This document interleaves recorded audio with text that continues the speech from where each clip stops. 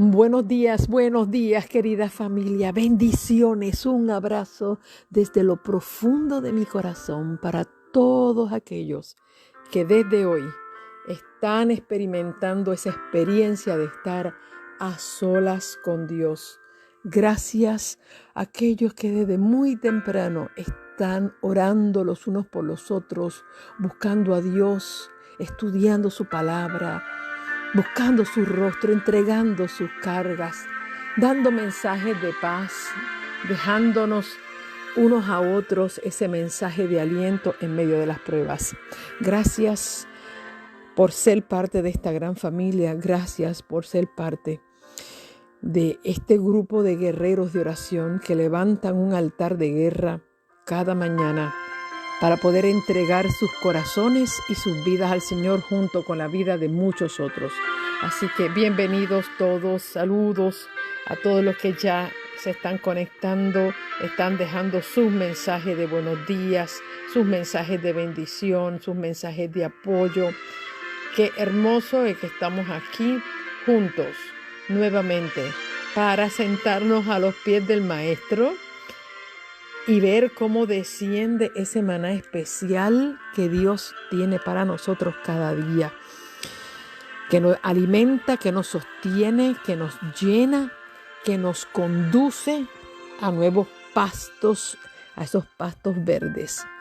Comparto contigo las palabras del Salmo 38 y es una súplica de alguien que está buscando el favor de Dios. Y dice así: Señor, no me reprendas en tu enojo, ni me castigues en tu ira, porque tus saetas se han clavado en mí y sobre mí está pesando tu mano. Nada sano hay en mi carne a causa de tu ira, ni hay salud en mis huesos a causa de mi pecado. Mis iniquidades se acumulan sobre mi cabeza, como carga pesada me abruman. Mis llagas hieden y supuran a causa de mi locura. Estoy encorvado, humillado en gran manera. Ando enlutado todo el día. Mis lomos están ardiendo de fiebre y nada hay sano en mi carne. Estoy debilitado, de todo molido y gimo a causa de la conmoción de mi corazón. Señor, ante ti están todos mis deseos, mis suspiros, no te me es oculto. Mi corazón está congojado, me ha dejado mi vigor y hasta la luz de mis ojos me faltan. Mis amigos y mis compañeros me evitan por causa de mi plaga y mis cercanos se han alejado. Los que buscan mi vida arman lazos, los que procuran mi mal hablan iniquidad, meditan engaños todo el día. Pero yo, como si fuera sordo, no oigo. Soy como el mudo que no abre su boca. Soy como el que no oye y en su boca no hay respuesta. Porque en ti, Señor, espero. Tú responderás, Señor Dios mío. Porque dije, no se alegren de mí cuando mi pie resbale. No se engrandezcan sobre mí. En verdad, estoy a punto de caer y mi dolor está siempre en mí. Por tanto, confieso mi maldad y me entristece mi pecado. Mis enemigos están activos y son poderosos, y se han aumentado los que me aborrecen sin causa, los que pagan mal por bien. No son contrarios, porque yo sigo lo bueno. No me desampares, Señor, Dios mío, no te alejes de mí. Apresúrate a ayudarme, Señor, mi Salvador. Que esta sea nuestra oración hoy.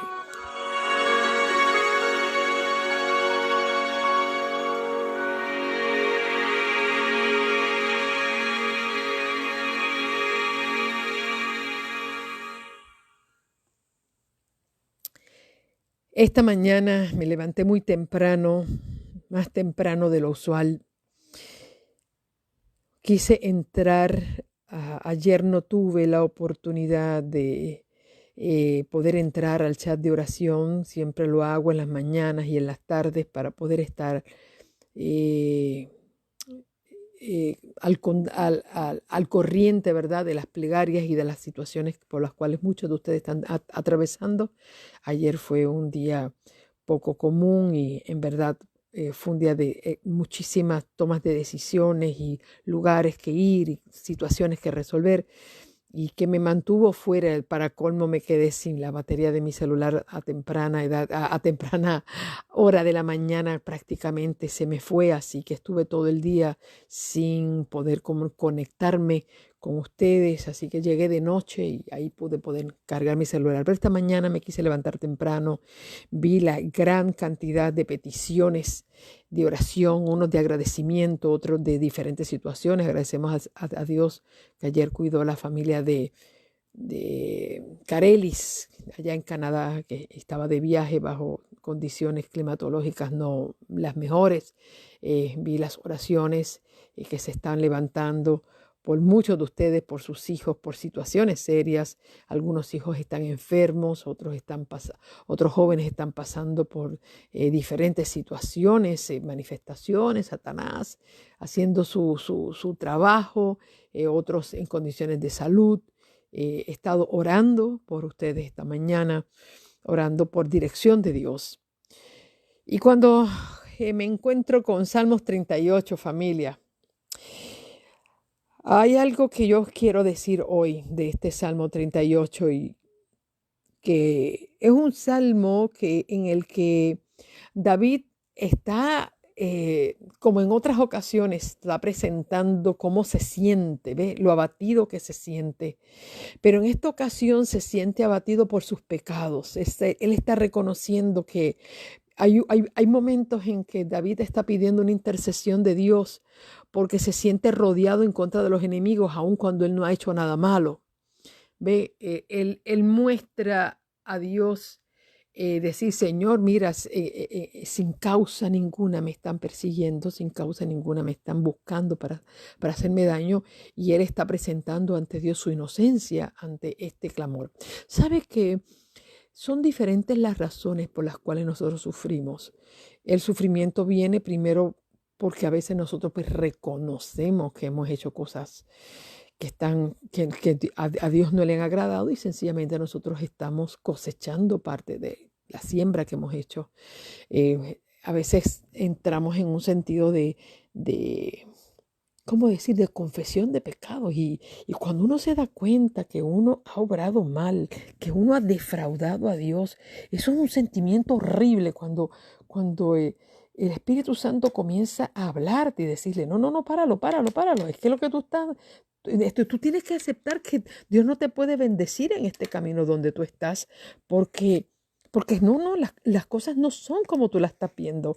Y entonces es que cuando vemos que la disciplina del Señor viene sobre nosotros, y claro, nosotros entramos en un proceso doloroso, pero ese dolor es necesario, familia, ese dolor es necesario. Eh, y hay momentos en que nos sentimos atrapados en otras situaciones en las que verdaderamente nos damos cuenta que el diablo ha utilizado a otras personas para hacernos daño sin causa, ¿ve? Y esas son diferentes razones. Yo quiero que contemplemos un momentito algo aquí del Salmo 38, y es algo que yo quiero compartir con ustedes. Yo sé, porque soy madre también, que no hay un dolor más profundo que le puede atravesar el corazón a nosotros los padres y madres, igualmente, que las situaciones de nuestros hijos. A veces nosotros preferimos que cualquier situación nos venga a nosotros y no a ellos. Y yo quiero decirte que no hay mejor ejemplo de paternidad y maternidad que Dios. Dios sabe ser mamá y papá. Es decir, las mamás nacimos de Dios, fuimos hechas a su imagen y semejanza. Todo lo que toda mujer tiene, toda característica, toda inclinación, todo lo que nos hace mamá, Dios lo tiene, porque Él nos lo dio. Es decir, nuestra maternidad no vino ni de una mona, ni de una leona, ni de una gallina. La maternidad nuestra vino de Dios. Así que Dios tiene un lado materno. Y la paternidad que Dios le ha puesto a cada hombre vino de Dios, porque también fue hecho a su imagen y semejanza. Así que dentro del carácter de Dios están todos los atributos de la humanidad, sea mamá o sea papá. Y más de lo que Dios nos ama a nosotros, y ama, es decir, más de lo que tú amas a tus hijos, Dios los ama mucho más.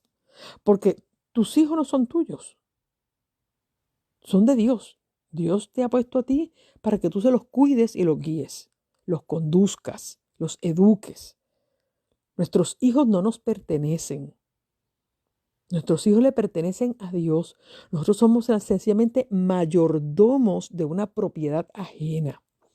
Y de la manera en que tú cuides y tú eduques y tú enseñes y tú trabajes sobre esa propiedad que tienes que devolver. Porque lo primero que Dios va a preguntarnos a nosotros, ¿dónde están los hijos que te di? Tú tienes que saber responder esa pregunta. Entonces, aquellos que Dios no les dio hijos, pero les dio sobrinos, ¿ok? Igualmente, porque Dios nos ha puesto ahí para que nosotros seamos cuidadores y conductores de esas vidas a Dios. Ahora, vamos a un momentito, vamos a ver algo aquí en el Salmo 38 que yo quiero que ustedes vean. Y no lo vean solamente desde el aspecto personal. Vean desde el aspecto paternal. Miren, vamos juntitos a entrar al capítulo 38. Hoy voy a hacer un poquito la rutina diferente. Hoy, porque yo creo que el Señor quiere enseñarnos unas cositas. Y estoy en este mismo aprendizaje. Mire, vamos al capítulo 38 del Salmo, todo el mundo, vamos. Señor, no me reprendas en tu enojo, ni me castigues en tu ira, porque tus saetas se han clavado en mí y sobre mí está pesando tu mano. Así se siente David. David se siente que Dios lo está reprendiendo. Y él está diciendo, mira, pues no me reprendas tú enojado. No, con enojo no me castigues en tu ira. Es algo que yo le he enseñado a los padres. Que muchos padres esperan que los hijos les llenen la cabeza de coraje. Y corrijo a los padres que se ponen a contarle a los hijos diciendo, mira, te lo estoy diciendo, ya llevas una, vamos por la 2, mira, a la tercera. Porque usted le permite a su hijo provocarlo hasta que lo lleve a un punto de ira que cuando usted reaccione ya usted no está midiendo ni su fuerza ni su capacidad. Cuando los hijos cometen errores y cuando los muchachos están haciendo lo contrario porque usted le está dando alas, corríjalo en el 1, porque lo tiene que llevar al 4, al 5, al 6, al 7. Cuando usted llega al número 7 y usted dice, ya te lo he dicho 10 veces, pero porque se lo he dicho 10 veces y a la primera usted tiene que llevar a su hijo a entender las cosas a la primera. Pero nosotros jugamos con esto. Entonces, ¿qué pasa? Que cuando nuestros hijos nos llegan al número 10 y le decimos, ya te lo he dicho, y tú sabes que nosotros usamos las hipérboles, y decimos, te lo he dicho 14,000 veces, 50,000 veces te he dicho. ¿Y porque usted ha tenido que decir 50,000 veces las cosas? Primero, no es real. Segundo, porque usted tiene que decirle a un muchacho 10 veces las cosas, cuando hacia la primera no o a la segunda no, ahí usted va a corregir sin que usted llegue a la ira. Pero hay padres que esperan que los muchachos les socaven la cabeza. Se lo han dicho tantas veces. Usted lo ha ignorado. Usted se ha hecho de la vista larga, pero después cuando ya no le cabe más por la boca, entonces usted reacciona con una furia, agarra una correa, le tira con una bola, lo revienta contra la pared. Entonces usted está, nosotros, y esta es la idea que me da, que así mismo piensa David que Dios está obrando.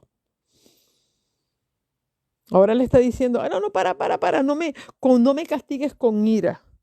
No me reprendas en tu enojo.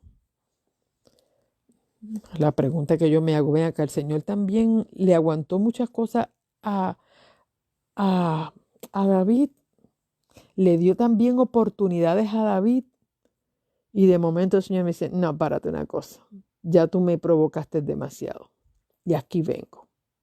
Y ahora David hace como nosotros, como hacen nuestros hijos y hacíamos nosotros, no me pegues, no me pegues, no me pegues, yo me voy a portar bien, sí, sí. Cuando ya ven, cuando ya los muchachos ven que ya uno va en dirección al castigo, entonces comienzan a suplicar y a decir, no me pegues, está bien, yo te prometo que no, yo te prometo que no lo voy a hacer, que no lo vuelvo a hacer. Sí, porque nosotros reaccionamos ante la situación, ante la crisis. Antes de la crisis no reaccionamos. Me da la impresión que yo estoy viendo así a David y dice aquí, porque tus saetas se han clavado en mí y sobre mí está pesando tu mano. Nada sano hay en mi carne a causa de tu ira, ni hay salud en mis huesos a causa de mi pecado. Mis iniquidades se acumulan sobre mi cabeza como carga pesada me abruman. Bueno, aquí la pregunta es, ¿qué es lo que está realmente sacudiéndole la conciencia a David? ¿El pecado o las consecuencias?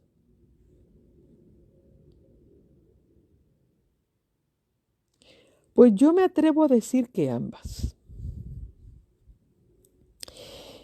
Y hay algo que yo quiero que ustedes vean aquí. Cómo se describe David a sí mismo. Él se siente tan abrumado, como que él ve a Dios como que lo está castigando.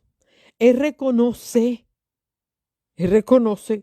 que ese castigo que está recibiendo, ese dolor y esa pena que está viviendo, es a causa de sus iniquidades y que sus pensamientos, su cabeza está llena dice, mis iniquidades se acumulan sobre mi cabeza como una carga pesada, me abruman. Es decir, que de alguna manera él está recordando una y otra vez como una vaca rumiando en la cabeza las cosas que ha hecho mal. Dice, mis llagas hieden y supuran a causa de mi locura. Es decir, que él sí está recibiendo un impacto directo de las consecuencias de sus acciones.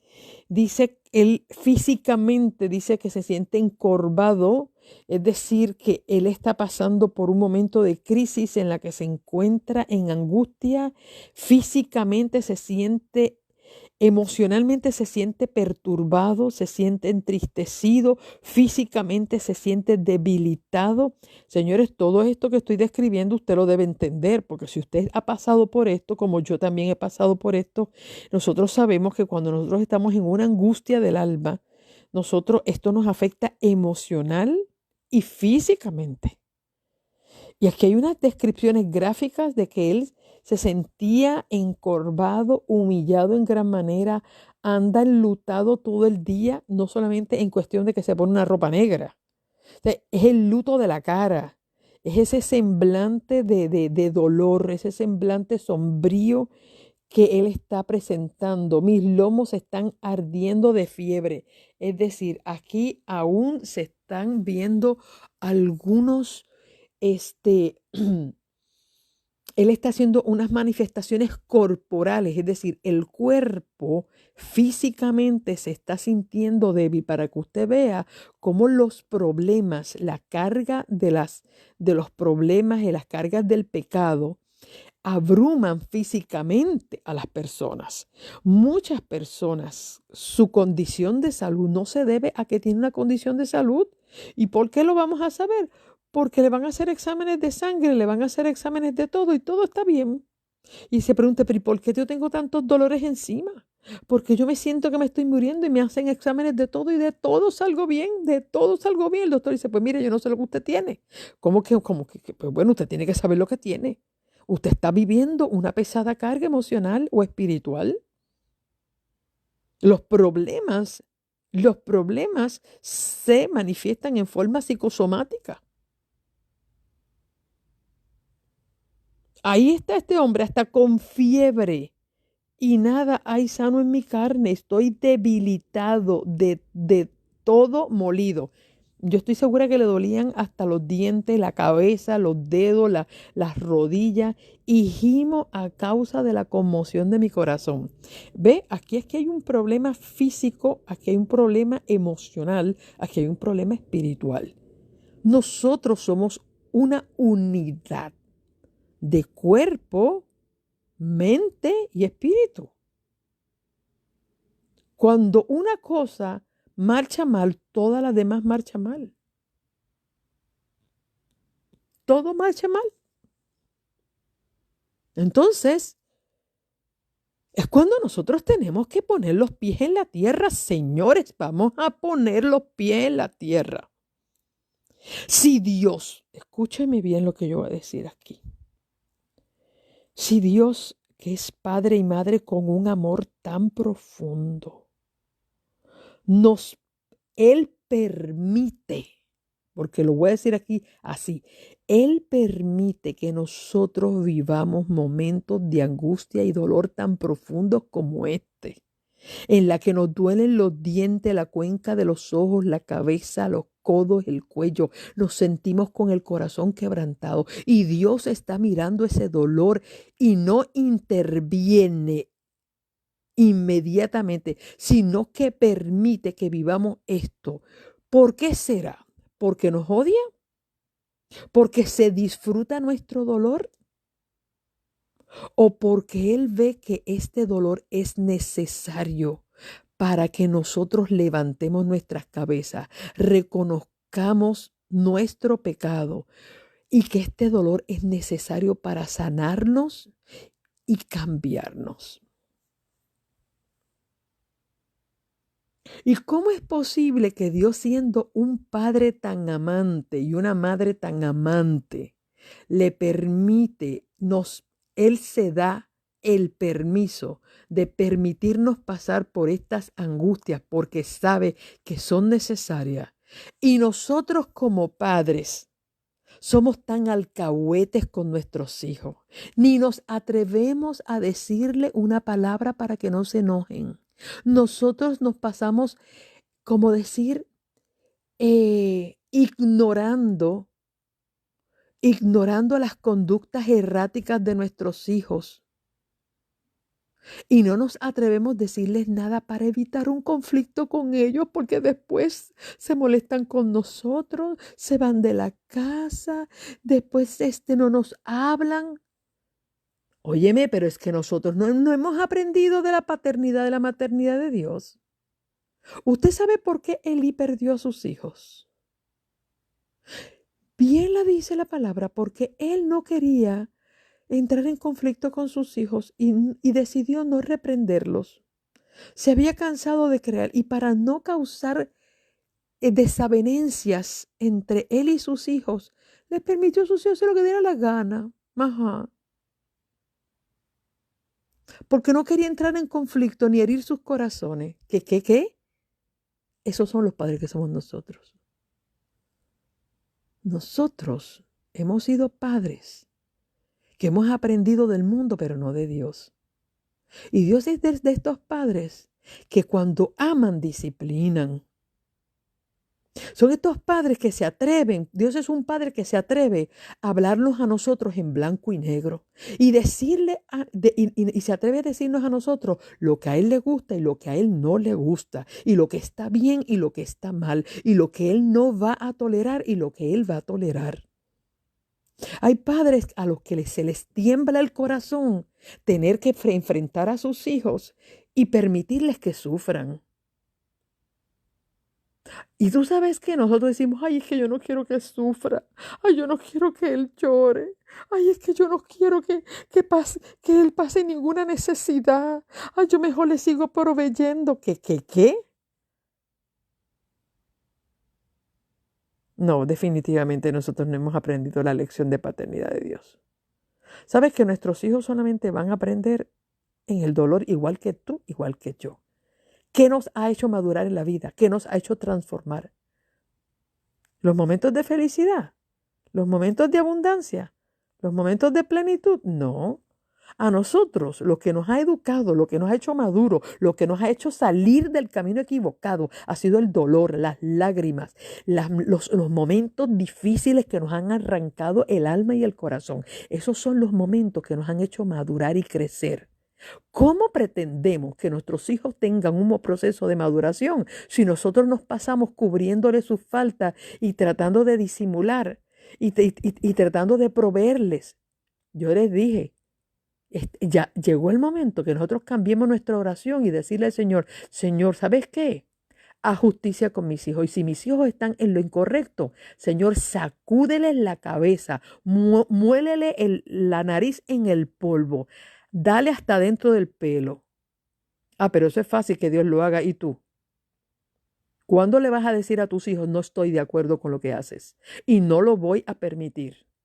No estoy de acuerdo. Eso es incorrecto. Porque nosotros nos pasamos tratando de quedarle bien a nuestros hijos y al mundo.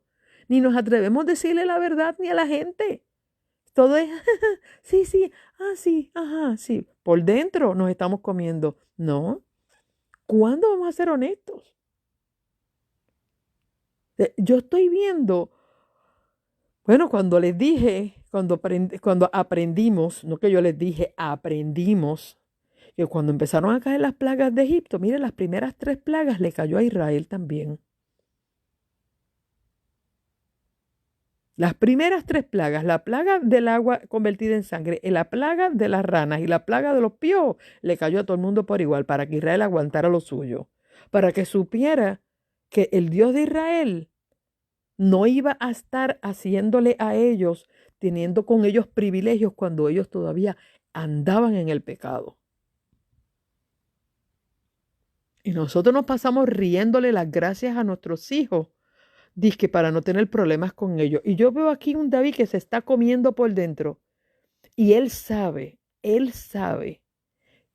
que todo este dolor de la mano de Dios viene. Pues mira, de la misma mano que viene la bendición, la prosperidad, la alegría, la fidelidad.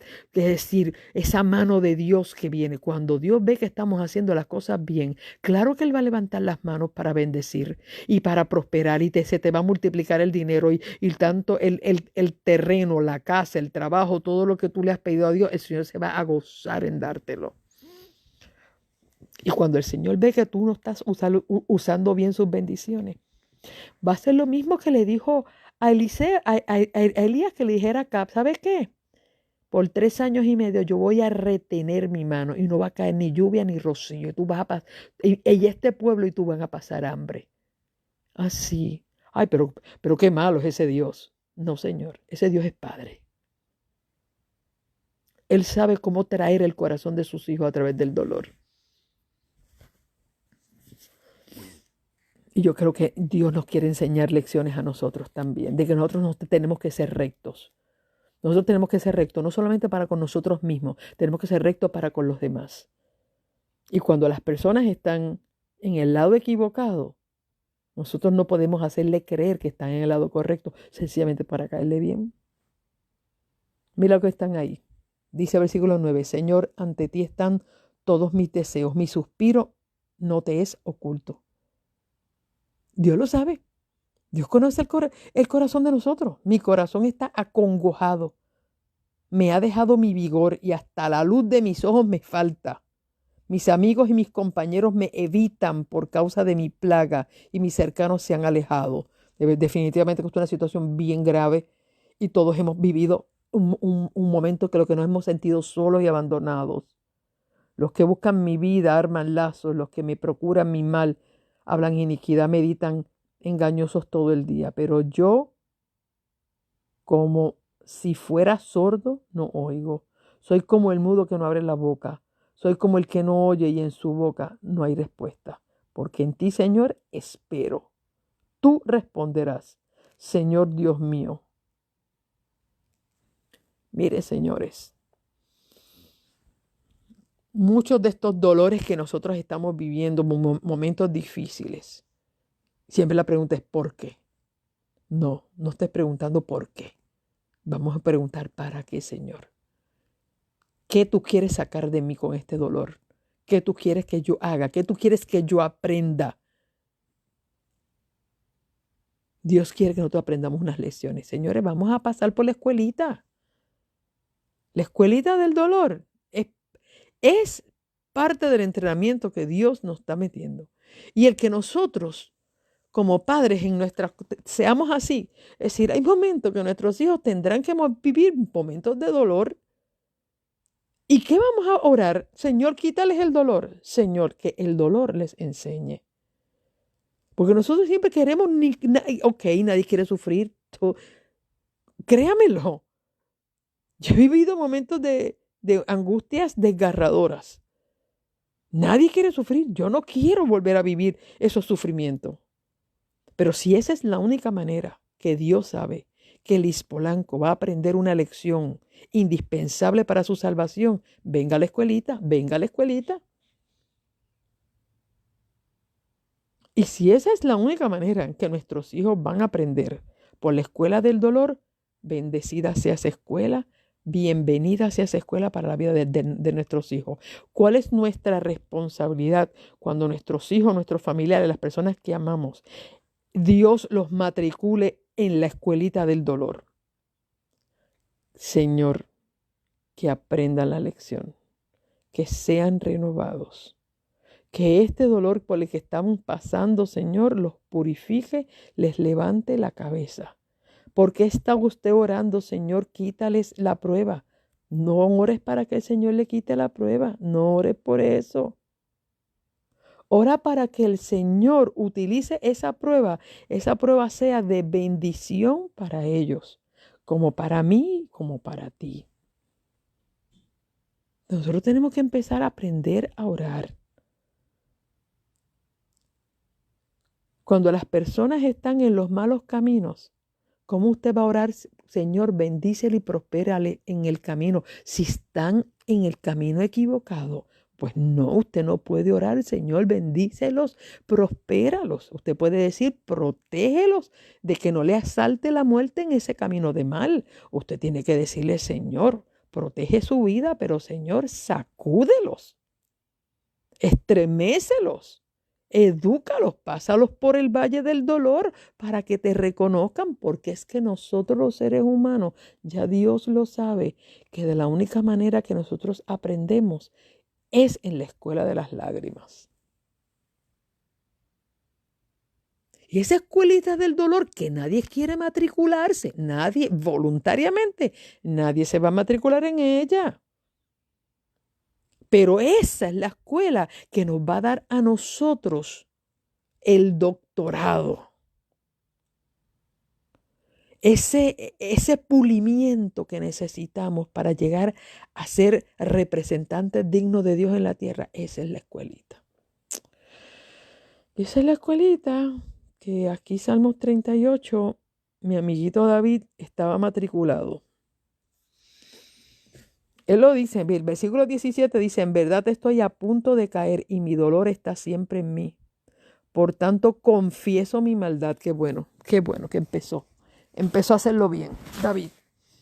Porque esto es lo que se logra en la escuelita del dolor. En la escuelita del dolor lo que se logra es la confesión. Y hasta que no se confiesa, hasta que no nos demos cuenta de la locura que hemos estado viviendo, señores, esto no echa para adelante. Esto no va para adelante. Tú sigue peleando con Dios y pulsea y dile todo. Que mira, que tú me tienes aquí angustiado, que mira, fulano prospera y fulano no va a la iglesia y fulano no le sirve a Dios, prospera. Deja de estar poniendo el ojo en lo que otro tiene. Nosotros somos especialistas comparándonos. Comparamos un hijo con el otro, nos comparamos con los demás, que otros tienen más o nosotros menos, o nosotros tenemos más y otros menos. Deje eso. Eso es de cosas de gente ignorante. Los ignorantes hacen eso. El pueblo de Dios no vive comparándose con nadie. Vivimos feliz con lo mucho o lo poco que tenemos. Y damos gracias por todo. Ese es el pueblo que se prepara. Damos gracias por todo. ¿Pero qué? Cuando llega la escuela del dolor, señores, vamos a ser sinceros. Vamos a confesar nuestro pecado y vamos a decir, no, no, espérate, es que esto yo lo estoy haciendo mal. Esto no está bien. Y dice allí, él confesó, él confesó, ¿ok? Confesó su pecado. Eso es lo que tiene que hacer. Por tanto, confieso mi maldad y me entristece mi pecado. 18, versículo 18. Señores, subraye ese. Por tanto, confieso mi maldad y me entristece mi pecado. No es que tú te vas a pelear con Dios de que por qué me estás pasando esto. No, deja la pelea con Dios, suelta la pelea con Dios. Reconoce en qué hemos fallado. Vamos a reconocer eso y vamos a sentir tristeza por el pecado. Por el pecado uno dice, diantre, ¿cómo fue que yo caí en esto? ¿Cómo yo pude rebajarme tanto? ¿Cómo es posible que yo llegue a este punto de mi vida? ¿Cómo yo me enceguecí? ¿Cómo yo pude haber llegado? Y yo quiero decirte que no estoy hablando solamente de pecados feos y malos. A veces, ¿qué usted piensa? Cuando Dios estaba persiguiendo cuando Dios hizo a tumbar del caballo a, a Saulo de Tarso. Ajá. Estaba Saulo de Tarso, acostándose con mujeres que no eran de él, estaba robando, estaba matando, estaba mintiendo.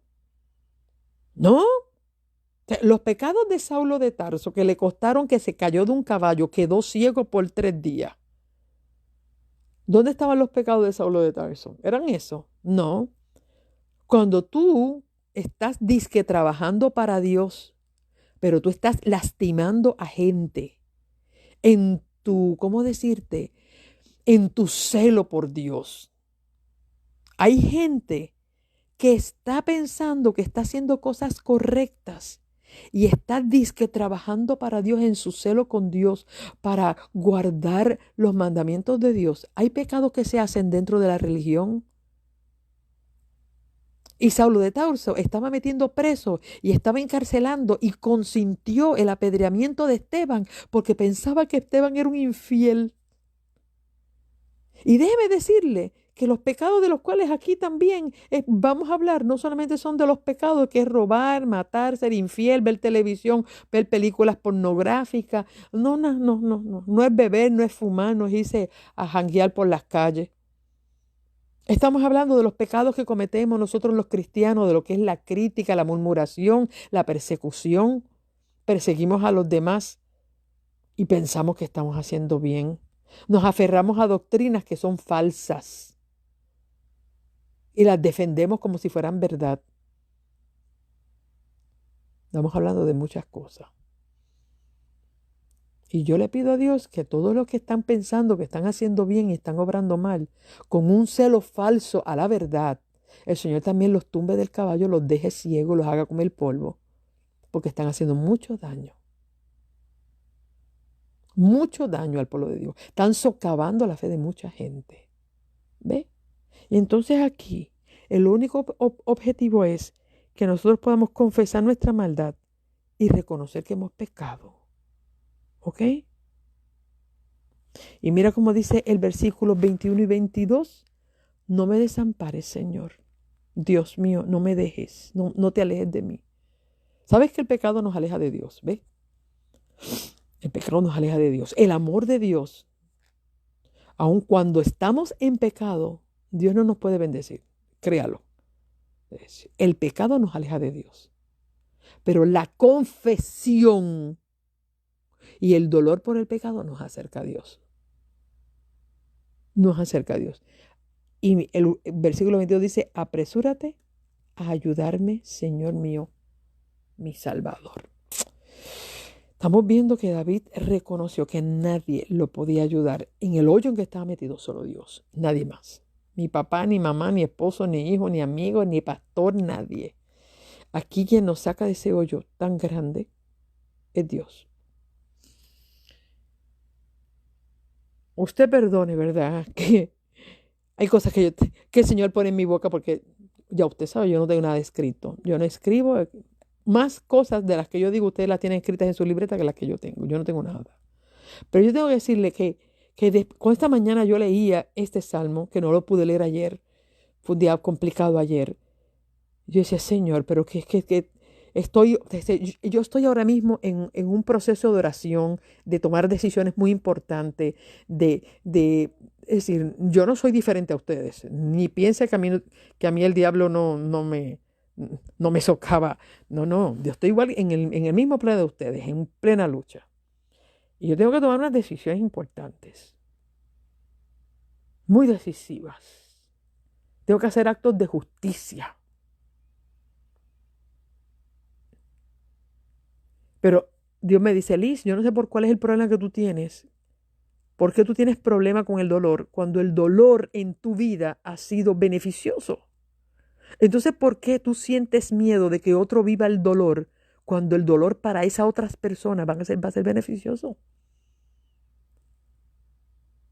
Y yo digo, Señor, tú me has contestado la oración. Porque cuando tú amas a las personas, tú no quieres que sufran. Pero solamente el sufrimiento y el dolor es que los va a llevar al cambio. Pues entonces, ¿por qué le tenemos miedo? Sí va a ser beneficioso, todos sabemos que es un proceso difícil, pero necesario. Así que yo quería compartir eso con ustedes. Me pareció que para mí fue maravilloso y yo espero que también para ustedes. No sé, yo no conozco lo que ustedes están viviendo al otro lado, ustedes sabrán. Si el Señor puso esto aquí en la boca, bueno, alabado sea su nombre. Oramos en el nombre de Jesús y quiero presentar a ustedes, y bendito, a la verdad que yo tengo tantos problemas con hablar y con el tiempo, porque a mí el tiempo se me va. Una hora me parece que son 15 minutos. Yo hablando con ustedes una hora y digo, a veces digo, hablé una hora 15 minutos, señores, se me va el día. Es que cuando uno entra en terreno de Dios, el tiempo se detiene. A lo menos a mí se me detiene. Oramos, Señor y Padre Santo, en tus manos pongo a cada uno de mis hermanos. Yo sé que muchos de ellos están pasando por momentos de dolor, esa escuelita de la cual nadie quiere inscribirse. Pero tú, oh Señor, conoces qué necesario, cuán necesaria es. Señor, si estamos metidos en esta escuela, ayúdanos a salir aprobados. Que no reprobemos, porque reprobar significa regresar a la escuelita. Ayúdanos, Señor, a pasar aprobados en esta escuela del dolor. Y, Señor, si tú tienes que someter a nuestros hijos, a nuestra familia, a nuestros amigos, a nuestros hermanos, que viven, Señor, confundidos, y tú los tienes, tú ves que es una necesidad hacerlos pasar por esta escuela del dolor, Señor, así mismo te damos esa autoridad para que lo hagas. Ayúdanos a nosotros a ser de una sola hoja. Que no seamos de doble ánimo, que podamos ser honestos con nuestros hijos, con nuestra familia, con nuestros amigos, de qué está mal y qué está bien. Que no tratemos, Señor, de disimular, de vivir tratando de quedar bien con las demás personas y quedar mal contigo. Ayúdanos a quedar bien con la verdad y con el cielo, a decir lo que tenemos que decir, a negarnos a lo que no tengamos que negar, a ser honestos, Señor, con nosotros mismos y con los demás. Y si esto produjera algún dolor, que este dolor sea de bendición. Gracias, Padre, por escucharnos en esta hora. Pedimos tu bendición por lo que ya hemos dicho y por lo que vamos a decir ahora en el nombre de Jesús. Amén.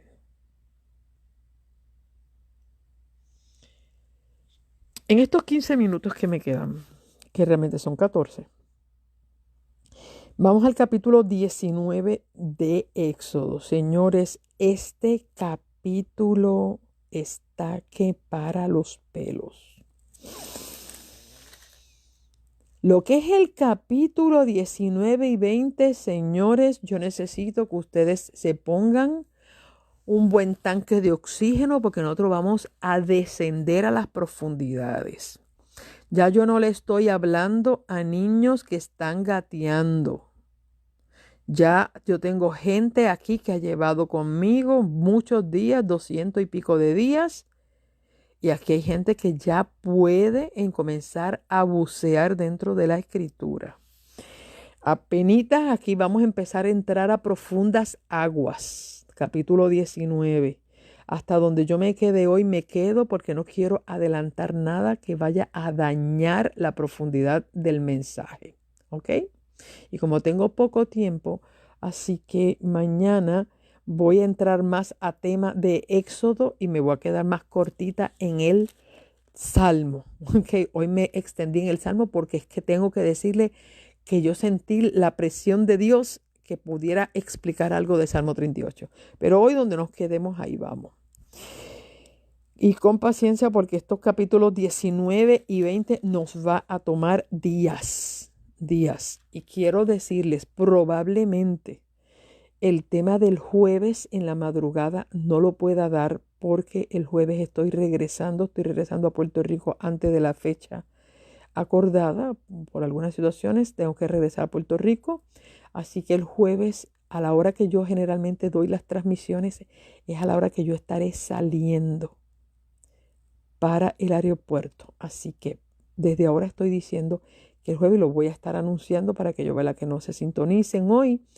El jueves muy probablemente no pueda darlo, a menos que lo haga mucho más temprano y esto afectaría a algunos de los que madrugan mucho.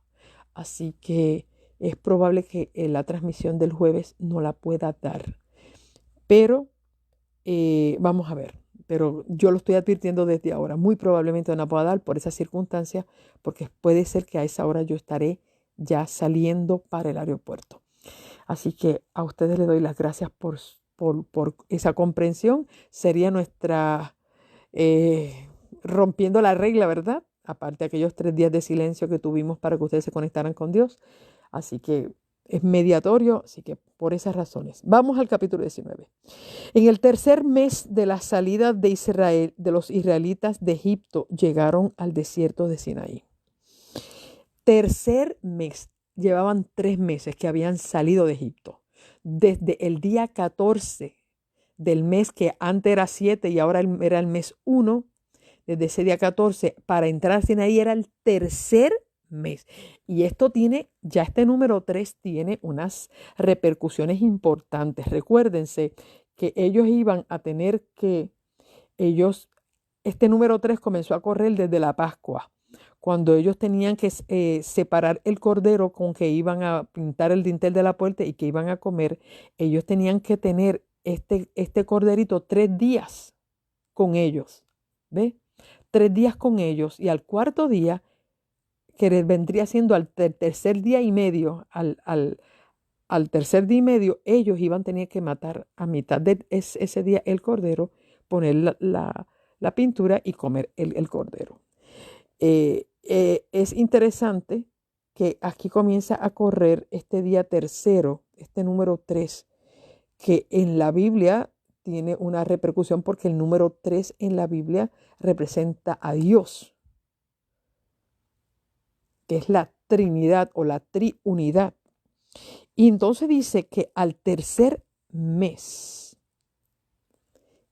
habían 3 meses, ellos llegan al desierto. Habían estado en Refidim, todo lo que habíamos hablado, que Jetro se encontró con él y que él le dio los consejos. Habían estado en Refidim. Refidim estaba cerquitita de la península ahí del Sinaí, donde estaba el monte, en Madián, cerca de Madián.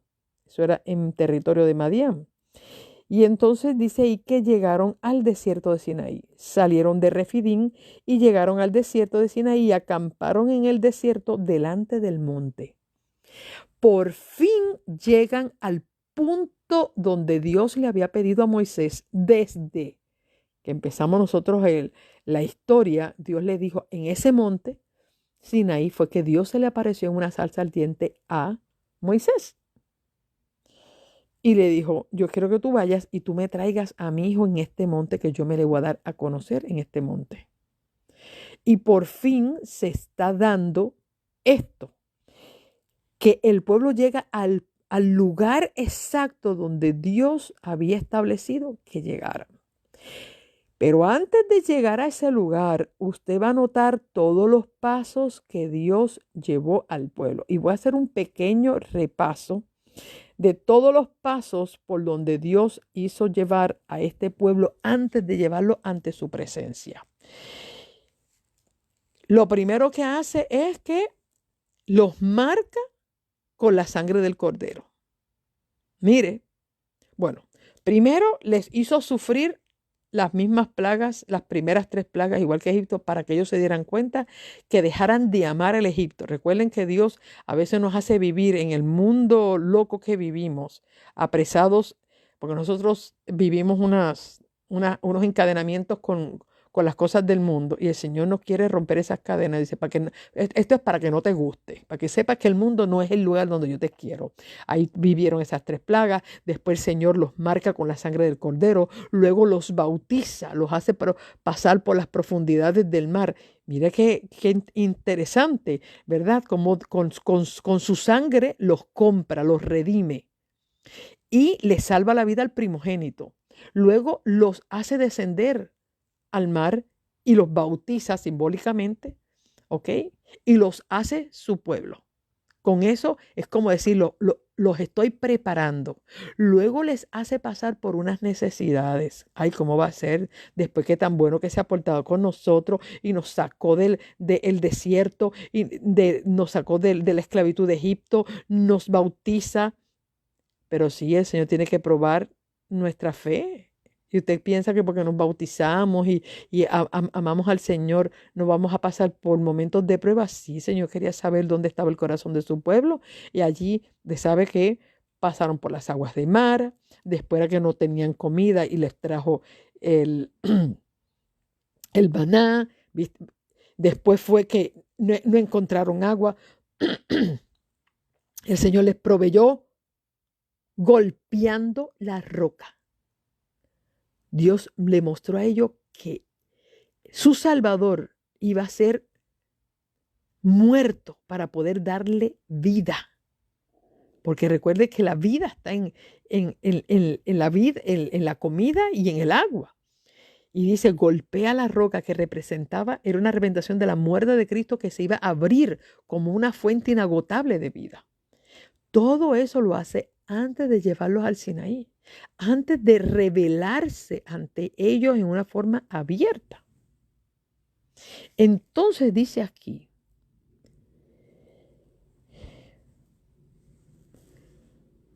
versículo 3, y Moisés subió a presentarse ante Dios. El Señor lo llamó desde el monte y le dijo, así dirás a la casa de Jacob y denunciarás a los israelitas.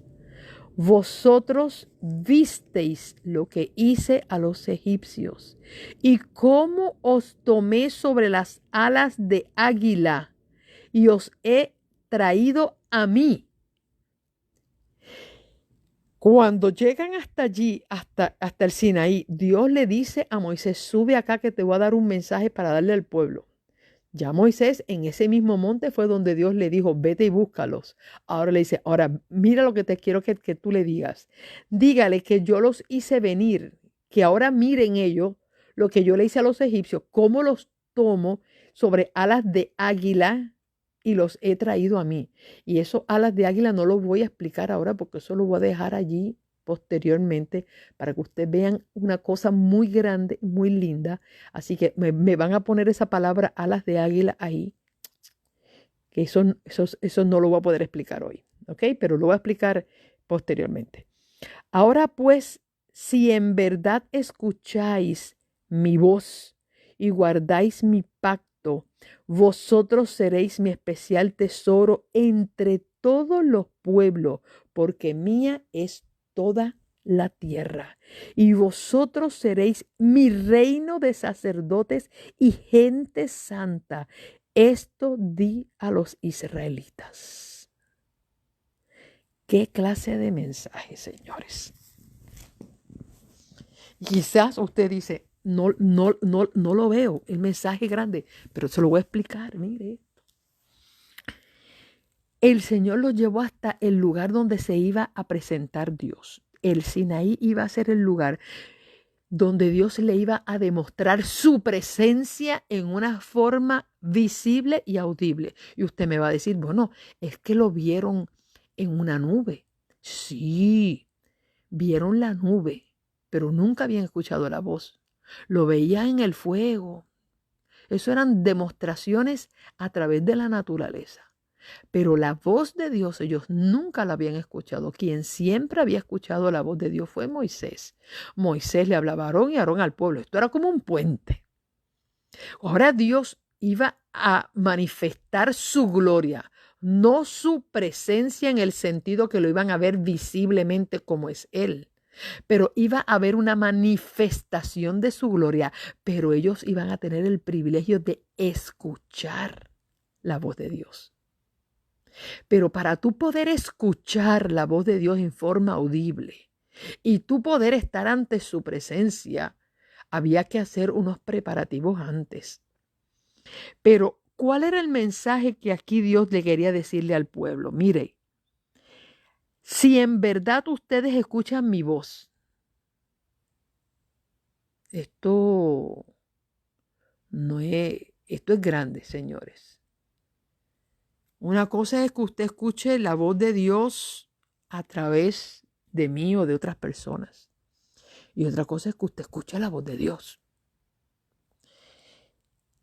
Y aquí dice, si en verdad ustedes escuchan mi voz y guardan mi pacto, es decir, los cuidados, los honores que Dios le da a su pueblo son condicionales.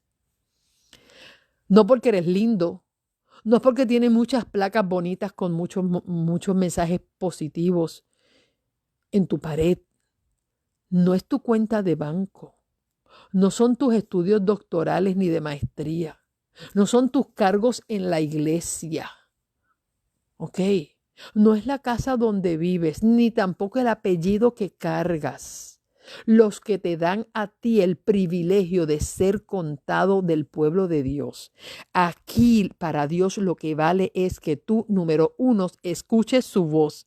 Número 2, guardes su pacto.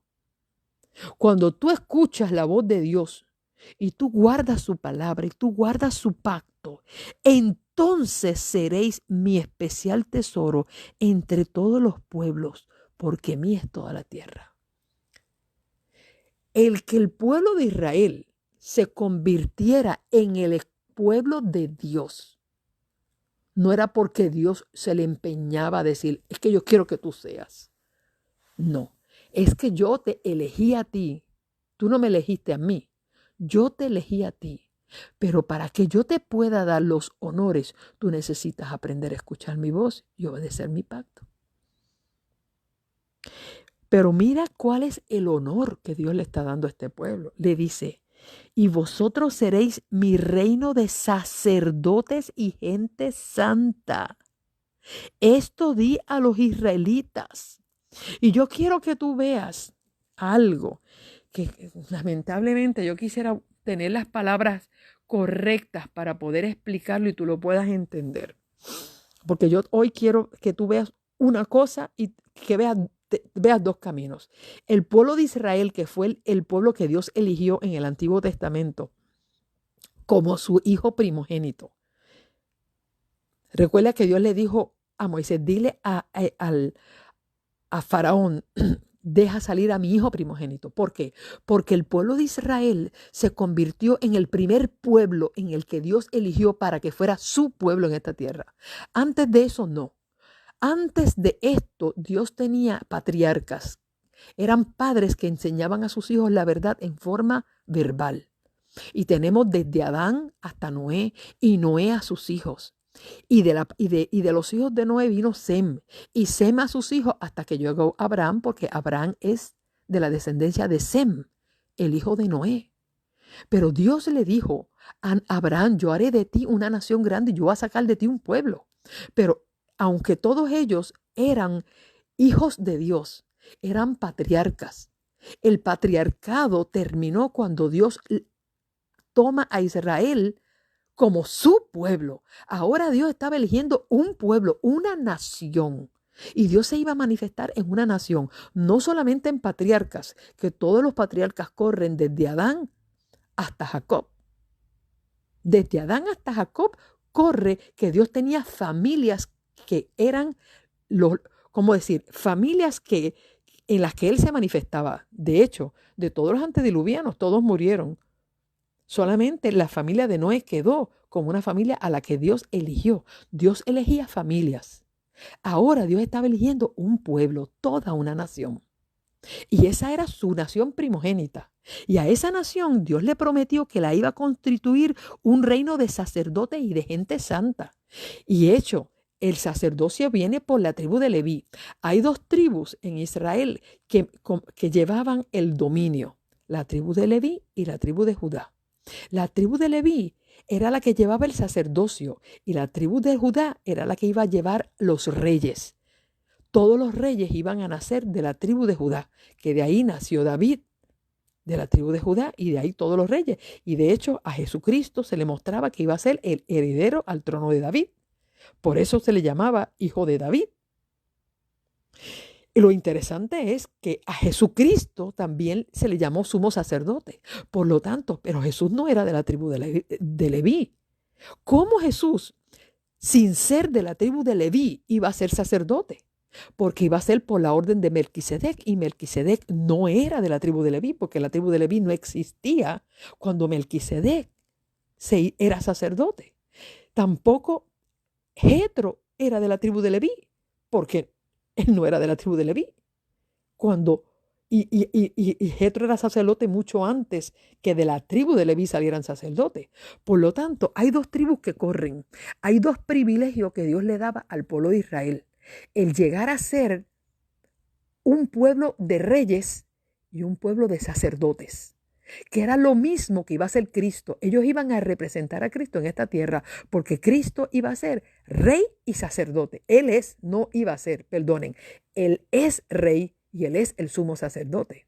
Y Jesús iba a ser un pueblo que lo iba a representar en estos dos aspectos. En el sacerdocio, que iban a ser una gente santa, e iban a ser el pueblo que iba a ser cabeza de todas las naciones del mundo. ¿Qué clase de privilegio Dios le estaba dando al pueblo de Israel? Y le dijo, este privilegio te lo voy a dar a ti si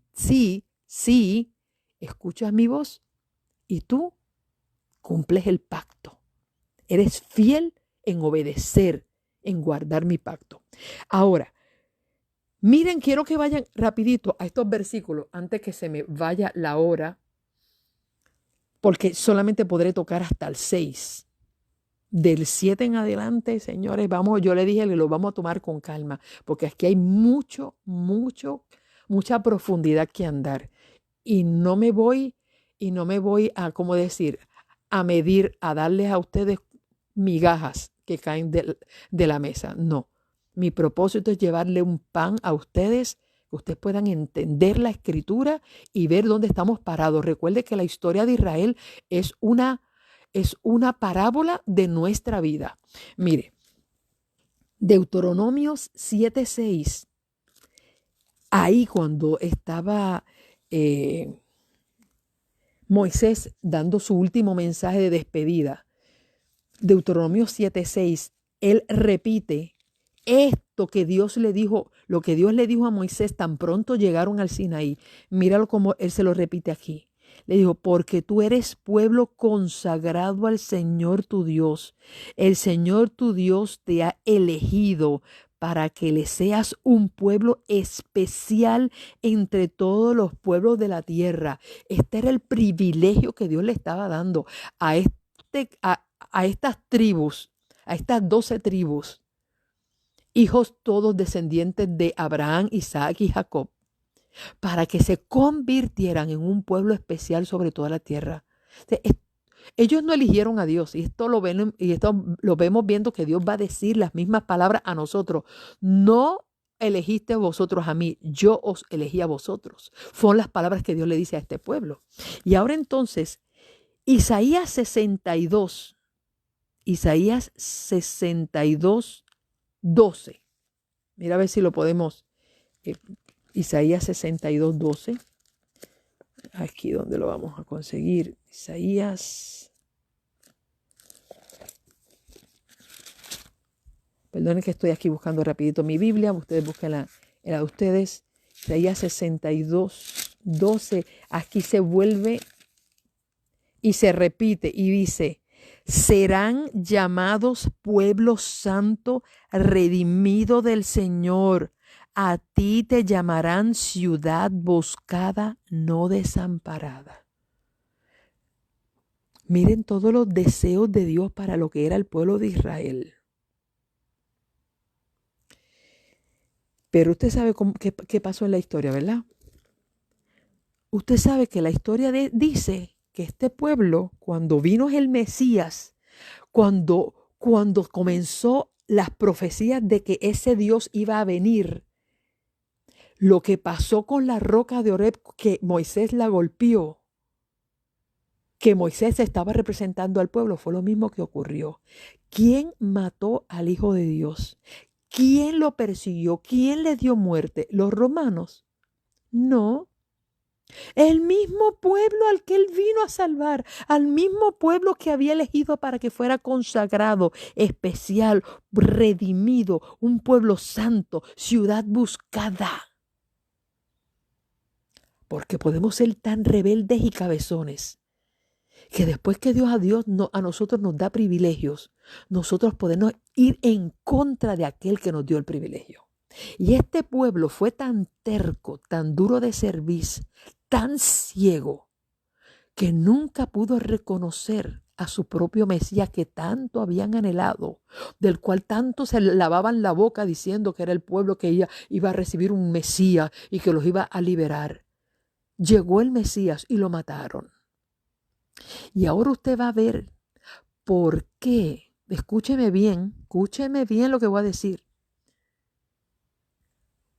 ¿Por qué en tantas ocasiones en la Biblia vimos que Dios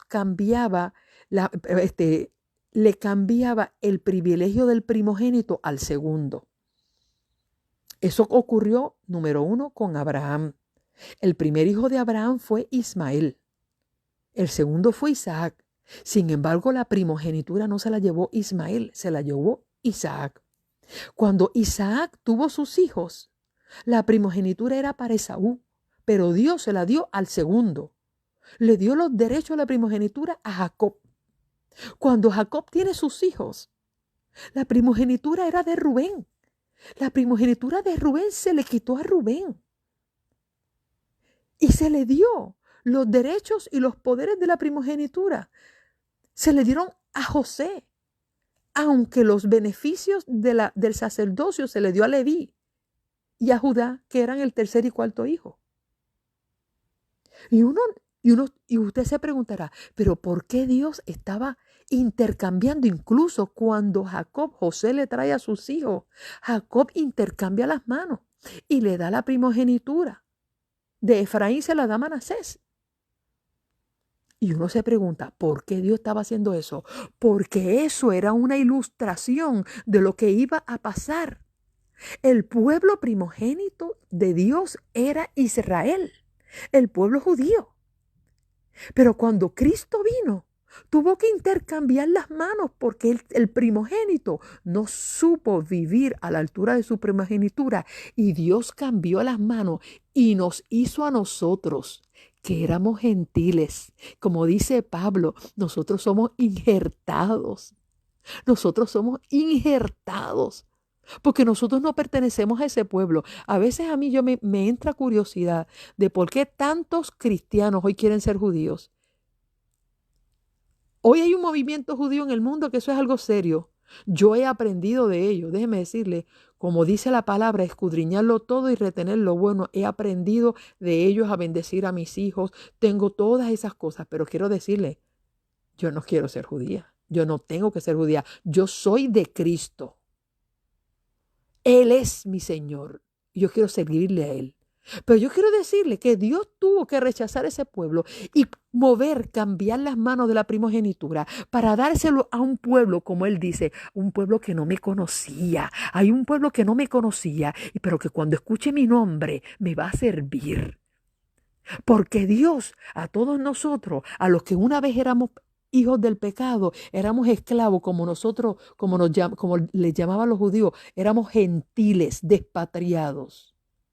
Usted recuerda la parábola de que Dios hizo una fiesta de bodas y mandó a llamar a todos los invitados. ¿Y qué dijo? No, todos los invitados dijeron, no, yo no puedo porque yo me acabo de casar y yo acabo de comprar una finca y no puedo ir. No, yo estoy muy ocupado. No, yo me voy de vacaciones. ¿Y qué Dios le dice en la parábola? Pues miren, ahora vayan por los campos y traigan a los cojos, a los mancos, a los ciegos, a los tullidos, a todo el mundo y me van a llenar la casa de invitados. Esto fue lo que pasó con el pueblo de Israel. El pueblo de Israel se volvió en contra de Dios y no aceptó los privilegios que Dios le dio. Dios dice, pues, pues a mí no me importa, yo voy a coger todo este montón de ciegos, tullidos. Por eso es que Gálatas dice que ya no hay ni libre ni esclavo, ni gentil ni griego, ni judío ni griego, ni gentil, ni mujer ni hombre, ni esclavo ni libre, porque para Dios todos somos ya iguales.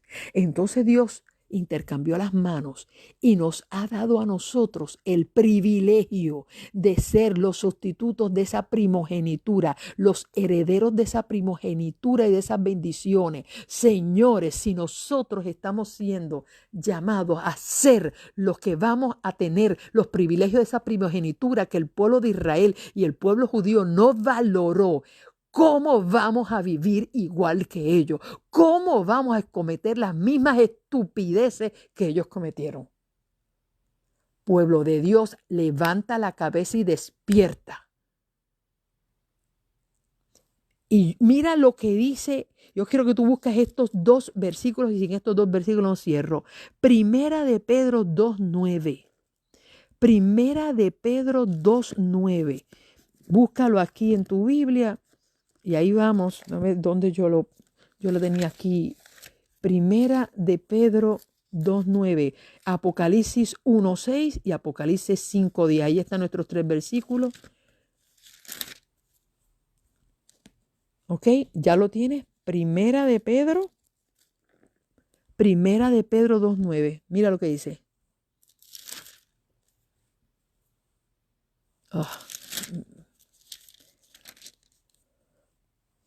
Pero vosotros, hablando de nosotros, el pueblo, esto estaba hablando Pedro de los gentiles, del nuevo pueblo que Dios eligió.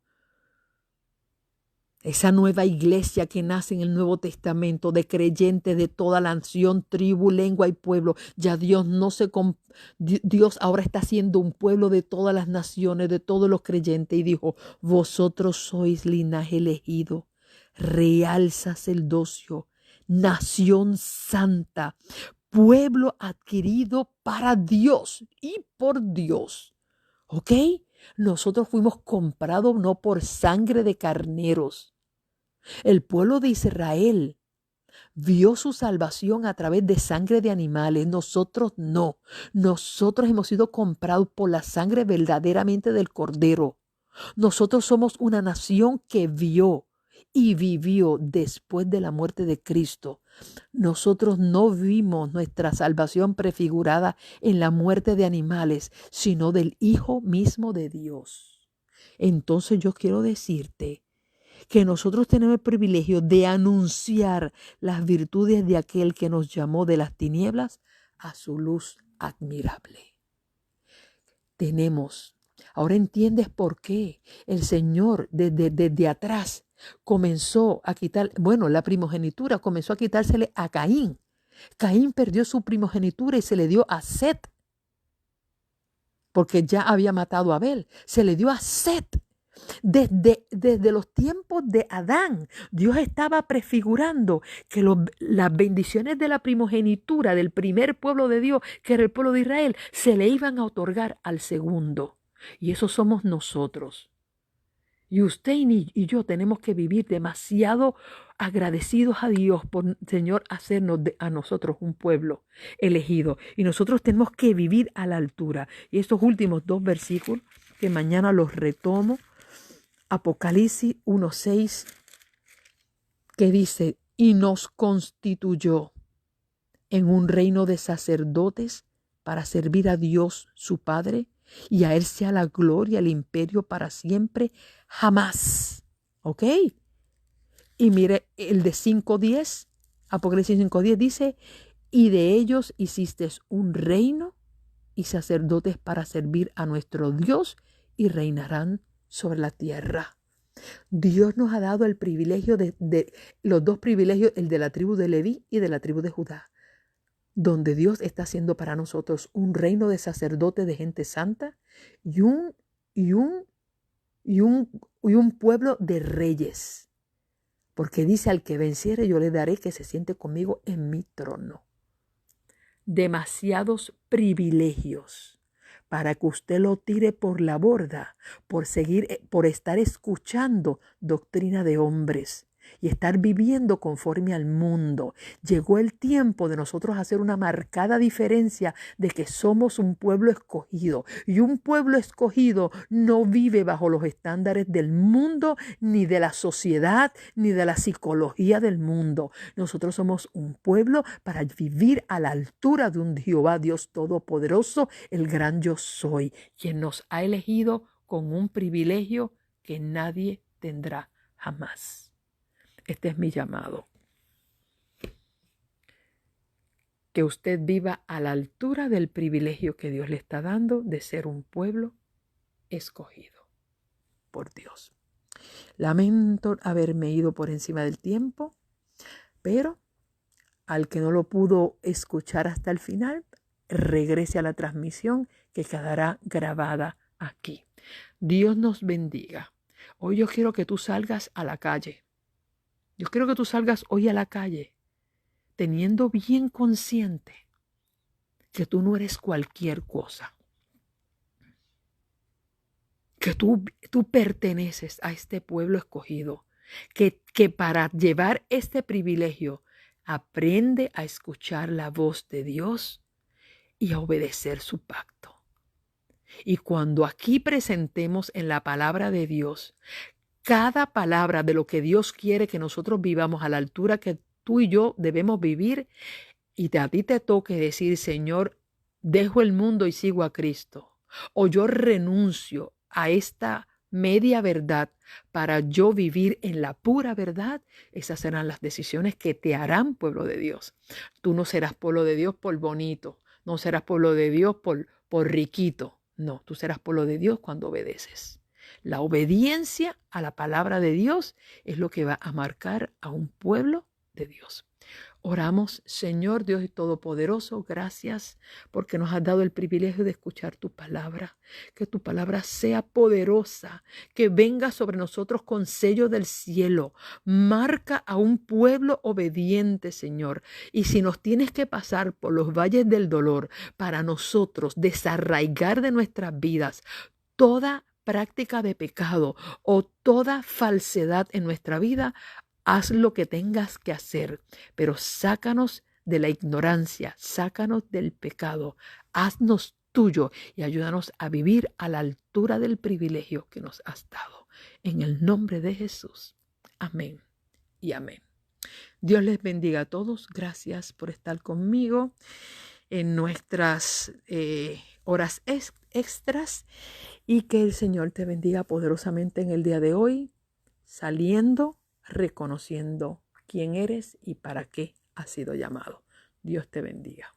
Estuvo contigo Liz Zenit Polanco, tu amiga de siempre, y recordándoles que el ministerio está para llevar a tu vida luz, esperanza y poder.